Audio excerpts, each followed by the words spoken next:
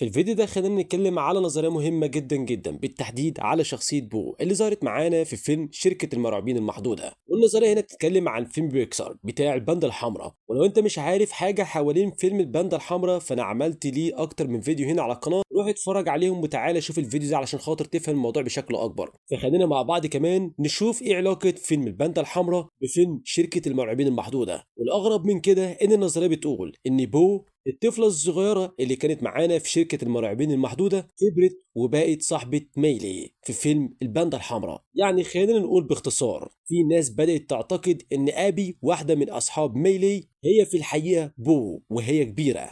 وده بعد ما الناس بدأت تلاحظ شوية تشابهات بين أبي من الباندا الحمراء وبين بو من شركة المرعبين المحدودة. وده لأن في تشابهات كتير ممكن ناس ما تاخدش بالها منها في الأول، بس لما تبص عليهم بتركز هتلاقي إن هما فعلا شبه بعض في حاجات كتير. الشخصيتين عندهم نفس الروح تقريبا، شقية عفوية ومرحة جدا. حتى شكلهم وطريقتهم في اللبس شبه بعض، اللبس البينك والبنفسجي. والتفاعل بتاع أبي لما شافت ميلي وهي متحولة لباندا عملاقة كان شبه جدا تفاعل بو لما شافت شلبي سلوفان في شركة المرعبين المحدودة. ولو لسه مش مقتنع تعال ناخد نظرة أعمق على الشخصيتين ونشوف هل فعلا ممكن يكون في رابط حقيقي بينهم ولا لا. أبي عندها 13 سنة وشخصيتها كلها طاقة وفوضى، بس ده بتتقدم معانا بطريقة حلوة جدا. هي دايما بتدعم ميلي في أي حاجة بتعملها، وحتى لما ميلي طلبت منها تضربها ما ترددتش لحظة، رغم إنها ممكن تبان عنيفة أوقات زي ما شفناها كده بتكسر الدنيا في اللعبة بتاع الدوج بول. بس هي في الأساس شخصية طيبة ومحبة ومخلصة جدا، بتتصرف بعفوية ومش بتفكر كتير، ودايما بتفضل إنها تبقى على طبيعتها مهما حصل.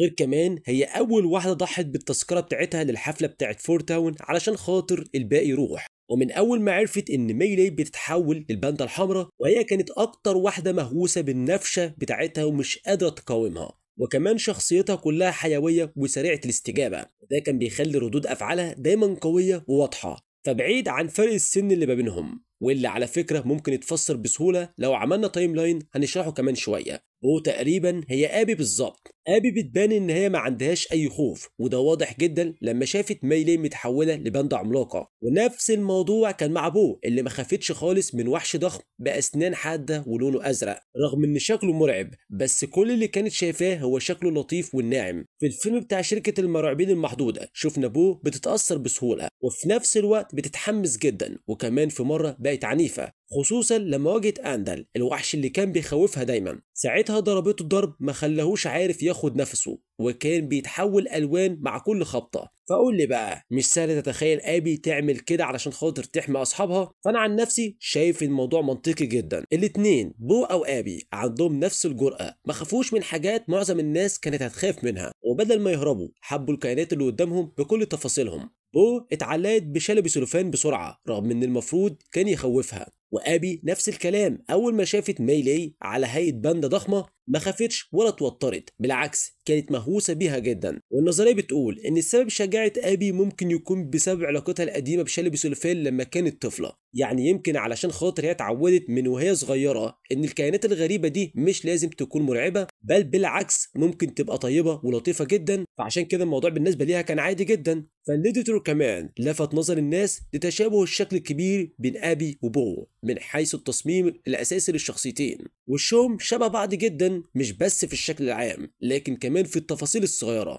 فالاتنين عندهم عيون واسعة، ولما بيزعقوا او يتحمسوا بيفتحوا بقهم بشكل واضح جدا. لون عينيهم بني غامق وشعرهم بني غامق برضه. ستايل الشعر شبه بعض، والاتنين عندهم بانجز. الفرق الاساسي ان بو كانت بتعمل شعرها ديلين لكن ابي بتسيب شعرها سايب. بس خليني اقول لك ان ده طبيعي جدا لان الاطفال شعرهم بيتغير على حسب المرحله العمريه، وغالبا الاهل هم اللي بيختاروا شكل شعر الطفل. فلما كبرت ابي اكيد اختارت الستايل اللي بتحبه واحتفظت بالبانجز لكنها بطلت تعمل ديلين. من ضمن التشابهات كمان بين ابي وبو هي حبهم للاكسسوارات. بو كانت دايما بتحب البو تاي الورديه، اما ابي فكبرت شويه وبقت بتحط طوق لامع وردي على شعرها. وطبعا مش هننسى الالوان، كنا اتكلمنا قبل كده عن ان الاتنين بيلبسوا دايما لبس لونه يا وردي يا بنفسجي. بس الموضوع كمان اعمق من كده. فاكر شكل الباب بتاع بو في شركة المرعبين المحدودة؟ كان بنفسجي وعليه رسومات ورد. طب بص الاوفرولز بتاعت ابي لونها بنفسجي وعليها ورد متوزع برضه، يعني التشابه هنا مش صدفه، ده فعلا ممكن يكون مقصود. ولو طلع ابي فعلا هي بو، ده ممكن يغير حاجات كتير في نظريات بيكسر التانية، ويدعم نظريات كانت موجودة قبل كده ويخليها أقرب للحقيقة. بو يا جماعة هي أصلا محور نظريات كتير جدا من زمان، بس يمكن أشهرهم وأكبرهم على الإطلاق هي النظرية اللي بتربط بين كل أفلام بيكسر، واللي بدأت في سنة 2012 لما بيكسر نزلت فيلم بريف. المعجبين أول ما شافوا الفيلم لاحظوا حاجة غريبة جدا، تمثال خشب صغير موجود في كوخ الساحرة شكله زي شلبي سلوفان بالظبط. ومن هنا الناس بدأت تتكلم، هل الساحرة دي هي نفسها بو وهي كبيرة، البنت اللي خربت حياة مايك وزاسكي وقلبت عالم الوحوش كله؟ النظرية دي موقفتش عند كده، بدأوا كمان يتكلموا عن فكرة إن بو اتعلمت أصلا السحر ومن خلاله قدرت تسافر عبر الزمن. ومن هنا ظهرت فكرة إن بو هي اللي بتسافر ما بين أفلام بيكسر المختلفة وبتسيب لينا إحنا المعجبين شوية تلميحات إستر إيجز وحاجات صغيرة من الرحلات بتاعتها علشان خاطر نربط ما بينهم. نظرية مسلية جدا وبقت من أشهر وأقوى نظريات بيكسر اللي اتقالت. ولو فعلا أبي هي بو،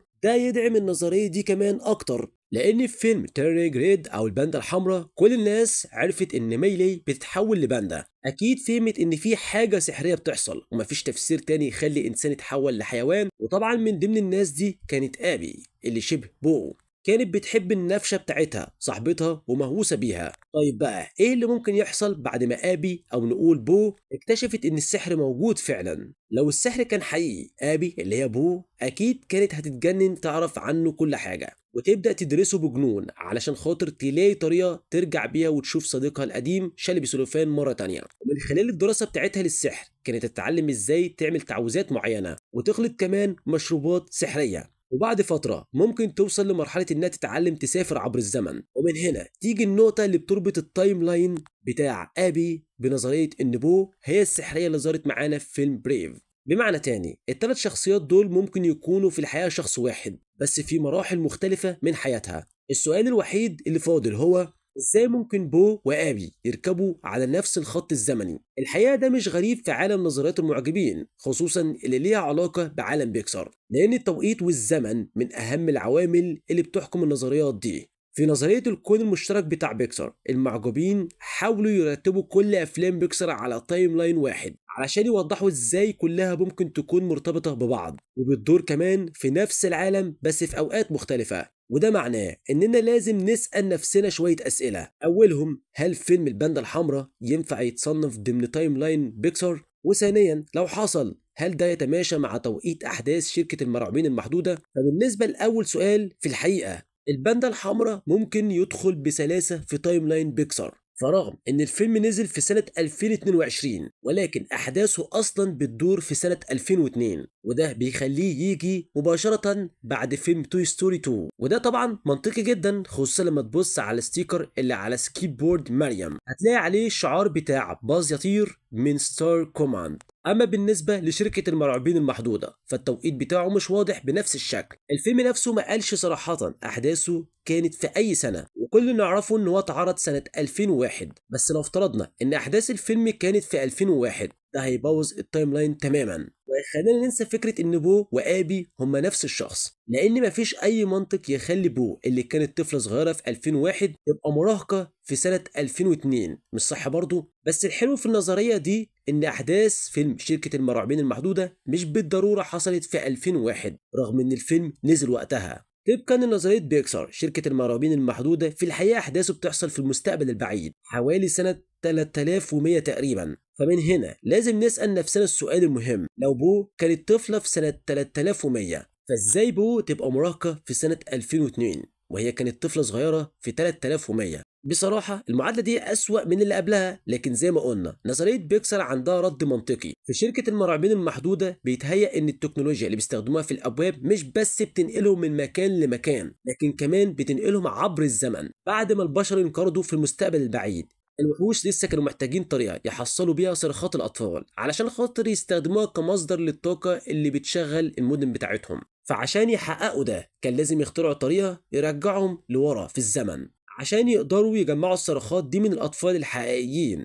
فايه اللي يمنع ان الباب اللي شال ابو سلفان ومارد دخلوا بيه اوضه بو يكون رجعهم فعلا لورا في الزمن، على سبيل المثال لسنه 1991. وده معناه ان لو بو كانت عندها سنتين وقتها، يبقى في 2002 وقت احداث الفيلم بتاع الباندا الحمراء كانت هتبقى عندها 13 سنه بالظبط، وده العمر المثالي تقريبا لواحده زي ابي صاحبه ميلي. ومن هنا النظريه بتقول ان ابي بعد ما اكتشفت ان السحر حقيقي بسبب تحول ميلي لباندا حمراء ضخمه، بدات تدرس السحر وتفكر ازاي ممكن تستخدمه علشان تلاقي طريقه تشوف بيها صديقها القديم شالب سلوفان مره تانية. ومع مرور الوقت ابي بدات تتعمق اكتر واكتر في عالم السحر لحد ما بقت خبيره فيه، وقدرت تتعلم ازاي تسافر عبر الزمن، وده اللي خلاها تقدر تتنقل في عالم بيكسار كله وتسيب لينا احنا كمشاهدين تلميحات صغيره وايستر ايجز في كل فيلم. بس زي اي نظريه من نظريات بيكسار او ديزني، مهم نفتكر دايما انها مجرد نظريه، ناس هتصدقها وناس هتقول ان هي مجرد صدفه. بس بصراحه النظريه دي باين عليها ان هي مترتبه ومبنيه كويس جدا. وانا عن نفسي اول ما شفت الفيلم بتاع الباندا الحمراء،